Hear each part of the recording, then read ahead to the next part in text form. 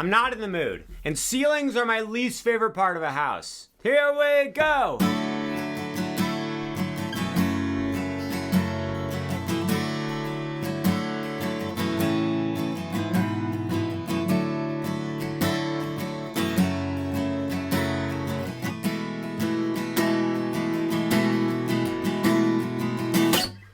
Feelings. Ceilings. It's another word that rhymes with ceilings. How about peelings? It's gross. Don't say that. Lizzy McApline wrote a song called Ceilings. We're gonna play it. You need a capo on the 2nd fret. It's in standard tuning. The first thing we're gonna play is the introduction. My computer just did something. Is everything okay? We're good. All right. So we're gonna start off with a C add 9 chord. Looks like it says CAD 9, but it's not. It's C add 9. You can call it CAD 9 if you want, guys. Middle finger, 3rd fret, 2nd string from the top. Pointer finger, 2nd fret, 3rd string from the top. Skip the next one, and then put your ring finger on 3 of the 2nd string from the bottom. Now let me tell you something very important. This bottom string doesn't matter if it's open or if it's muted. It makes no difference to me. It makes no difference to Miss McAlpine herself. I don't know. I didn't talk to her. I should have had a meeting with her before I did this video, but I was too busy. I had a whole window wiper thing today. It was terrible. Guys, $22 window wipers down the drain. The drain of the toilet. Yeah, it's that bad. I mean, they didn't literally go in the toilet. They're just in the trunk of my car, but I don't know what I'm going to do with them. Guys, look, in the comments, tell me about your worst windshield wiper experience. CAD 9 chord. You're going to strum down, down, up, down, up, down, down, up, down, up. Play it with me. Here we go. Down, down, up, down, up, down, down, up, down, up. We're in like 3/4 time or maybe 6/8 time. The point is, we're not counting 1, 2, 3, 4. We're counting 1, 2, 3. We're going 1, 2, 3, 4, 5, 6. 1, 2, 3, 4, 5, 6. Guys, if you could just take just a brief moment and subscribe to the channel, that would mean so much to me. We are so close to 100 million subscribers on this channel. If you'd like some more info about my, I don't know.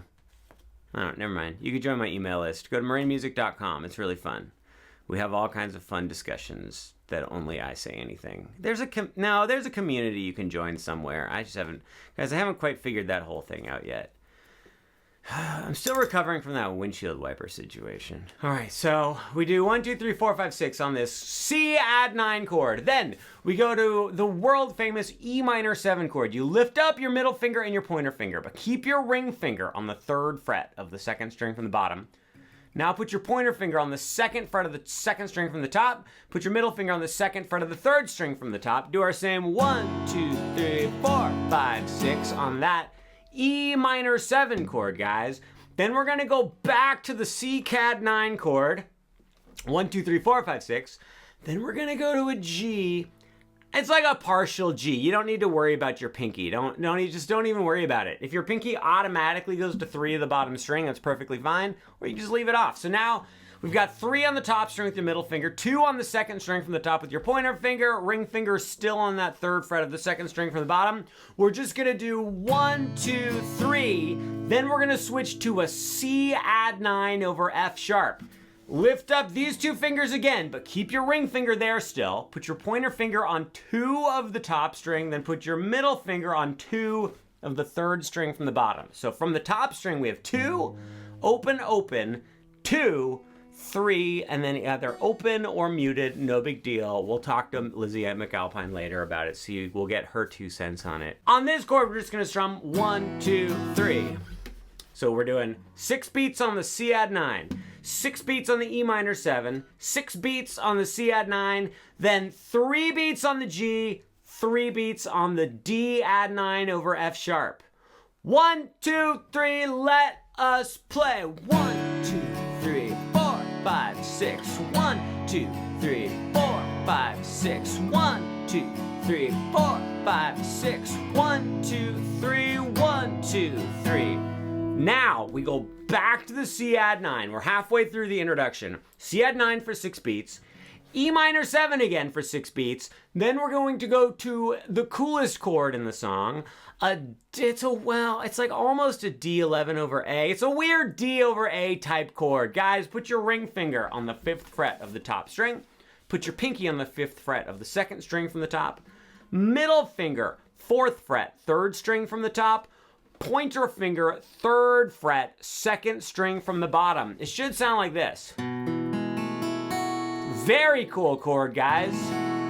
We're just gonna call it a D over A, but there's a little more to it than that. We're gonna do not 3, not 6, not 9, but 12 beats on this chord. So it's 1, 2, 3, 4, 5, 6. 1, 2, 3, 4, 5, 6. 6 plus 6 equals 12. Counting to 12 is too hard when you're playing guitar. We have just completed the introduction. Let's play it all the way through. 1, 2, 3. Here we go.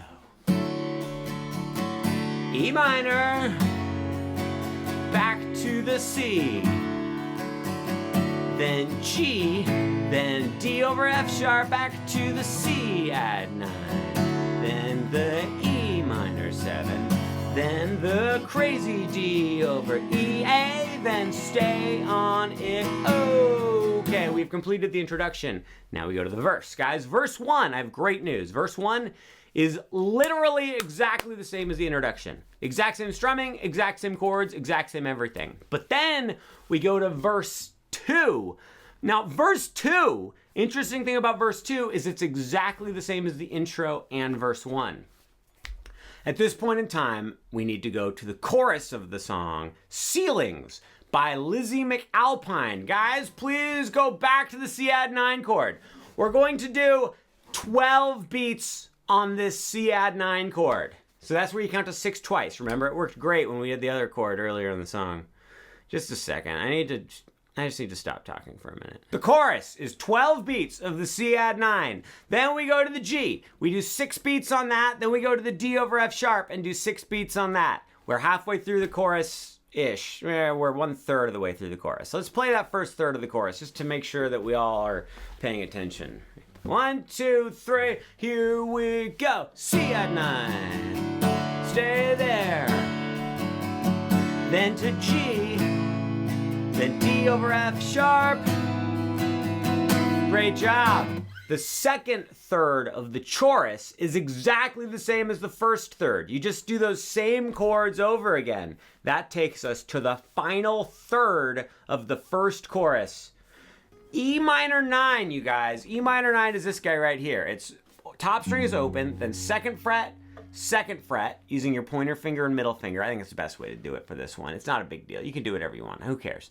Then put your ring finger on the 2nd fret of the bottom string. E minor 9, sort of. It's like an E minor add 9. Look, guys, lots of chords have lots of names. Sometimes the chords have a 7 in them. Sometimes they don't. And that's just something that we're going to have to live with. Do you want this piece of paper? 12 beats on this E minor type chord. Then we're going to go to our crazy D over A chord. Remember, this one is one that's 5, 5, 4, and then 3 on the 2nd string from the bottom. We're gonna do 6 beats on this and then 1 strum. So it's 1, 2, 3, 4, 5, 6, strum. And we just hold it out for 6 beats. Guys, we've completed the first chorus. Let us play that first chorus all the way through. 1, 2, 3, here we go. Stay there. Then G. Then the D over F sharp, do it all again. G. Then D over F sharp, then the E minor 9. Then to the crazy D over A, then a strum. Then we go into the third verse of the song. Third verse, exactly the same as the first and second verse of the song. Then we go into the fourth verse. The fourth verse is a little different. It's almost like it's a bridge, but I think it's close enough to the other verses that we can still call it a verse. Here's what we do. We have our C add 9. We do 6 beats on the C add 9, just like before. Then we go to the E minor 7, 6 beats, just like before. Back to the C add 9, 6 beats, no problem. We go to G, we do 3 beats, down, down, up, down, up. Then we go to the D over F sharp, and we do 3 beats, 1, 2, 3. So far, the first half of this verse is exactly the same as the other verses. I probably just could have said the first half is the same, didn't need to walk through every single chord, but that brings us to the second half, which is a little bit different. You're gonna do C add 9. Then we're gonna go to B7, you guys. B7 was a chord that I played guitar for many years before I learned how to play this chord. Please put your middle finger on the 2nd fret of the 2nd string from the top. Pointer finger, 1st fret, 3rd string from the top. Ring finger, 2nd fret, 3rd string from the bottom. And finally, your pinky on the 2nd fret of the bottom string. Now, a couple little tips for this chord. 1, see if you can get your thumb to come up and mute the top string. If you are unable to have your thumb come up and just touch the top string, then you have to be really careful not to play the top string. Like if you can't get your thumb up there, aim for just like the bottom 4 strings when you're strumming, and then that way you have like no danger of accidentally hitting that top string because it'll screw everything up. Another tip with the B7, if your pinky doesn't really behave getting down to that bottom string, the chord still sounds pretty good without the pinky. So the pinky can kind of be like low on the priority list. And one more thing, when we switch from the C add 9 to the B7, watch my middle finger and my pointer finger. Watch, so C add 9, B7. That was a little rocky. Let's do that one more time. C add 9, B7. So your middle finger and your pointer finger get to just glide down a fret on the same strings they're already on. Nice little tip, you guys. Okay, B7 gets 6 beats. 1, 2, 3, 4, 5, 6. Back to the C add 9. So your middle and pointer finger just get to glide back up. Then our D over A chord, guys. That one. I love this chord. Don't you love this chord? 6 beats on that. Guys, let's go ahead and play that whole entire 4th verse. 1, 2, 3, start with C add 9, and a 1, 2, 3. This is the worst count off, but we are finally gonna play 1, 2, 3. Here we go right after I finish the count off. Here we go.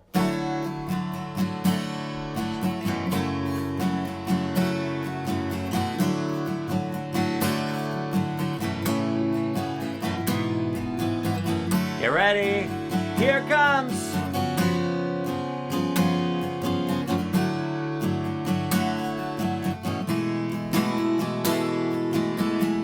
We've now made it to the second chorus. Second chorus is a little different than the other chorus. It's the same chords for the most part, but the strumming is a little bit different, guys. So we're gonna do, the chords are gonna be C add 9, C add 9 again, then G, and then D over F sharp. That's the same thing we did for the other chorus. But our strumming, instead of going down, down, up, down, up, down, down, up, down, up on each chord, we're just gonna strum down, down, down, down, down, down for each chord. Makes it a little more intense, I think. And this is a very intense song. It's about ceilings. How could it not be intense? It's ironic though, because tents don't really have ceilings. They have tops, but I wouldn't. All right, guys, in the comments, would you call the top of a tent a ceiling? That's ridiculous. Who would do that? If you would call the top of a tent a ceiling, what do you even believe in commons for? How do you even know what a computer is? How do you even know what food is? It might be called a ceiling. Sorry, that was judgmental of me. 1, 2, 3, here we go. Switch to G, then the D over F sharp, back to C. We're gonna do this 4 times, you guys.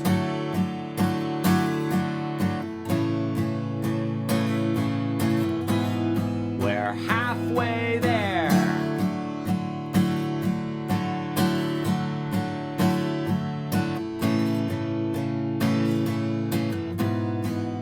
One more time.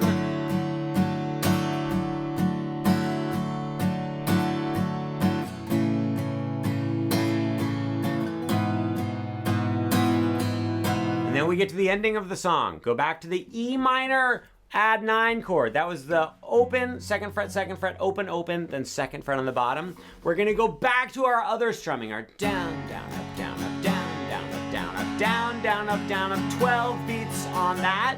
Then we go to our D over A, and we go 1, 2, 3, 4, 5, 6, strum. So the ending, guys, let's do this. Let's do this. Let's play the very end of the regular chorus part. So this is confusing. Look, here's what's gonna happen. We're gonna go to C add 9. We're gonna go down, down, down, down, down, down, down, down, down, down, down, down. Then we're gonna go G down, down, down, down, down, D over F sharp, down, down, down.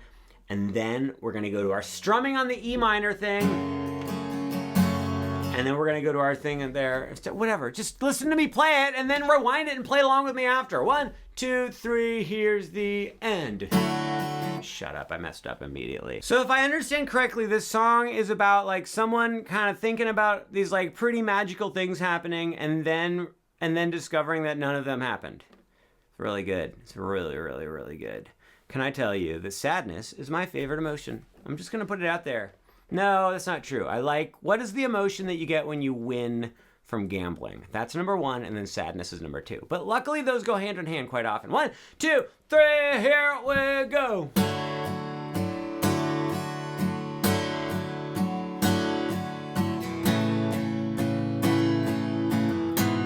Then here's the end.